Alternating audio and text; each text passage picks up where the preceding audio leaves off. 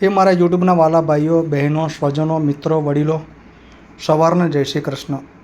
મહાભારતના યુદ્ધમાં જો દુર્યોધને કંઈક અલગ ડિસિઝન લીધું હોત તો યુદ્ધનું પરિણામ કંઈ અલગ હોત. જ્યારે દુર્યોધન મરવા પડ્યો ત્યારે કૃષ્ણ એની સાથે આવ્યા, જોડે આવ્યા અને કીધું દુર્યોધન તે કંઈક અલગ નિર્ણય લીધો હોત તો આજે મહાભારતનું પરિણામ કંઈ અલગ હોત. તો દુર્યોધન પૂછે છે કેમ? તો કૃષ્ણ ભગવાન એવું કહે છે કે તે 3 સેનાપતિ બન્યા. સૌથી પહેલાં તે ભીષ્મ પિતામહને 10 દિવસ રાખ્યા, પછી 14 દિવસ તે દ્રોણાચાર્યને રાખ્યા અને પછી તે કર્ણને રાખ્યો. એના કરતાં તું એ અશ્વત્થામાને જો સેનાપતિ બનાવ્યા હોત તો આજે રિઝલ્ટ કંઈક અલગ હોત, પરિણામ કંઈક અલગ હોત મહાભારતનું. તો દુર્યોધન પૂછે છે કેમ? તો કહે છે કે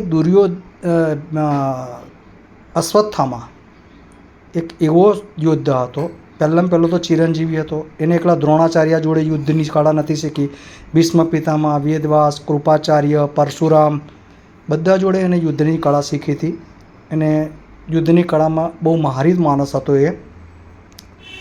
અને કદાચ તું એને જો બનાવ્યો હોત સેનાપતિ તો આજે યુદ્ધનું રિઝલ્ટ કદાચ અલગ હોત અને તું જીતી ગયો હોત.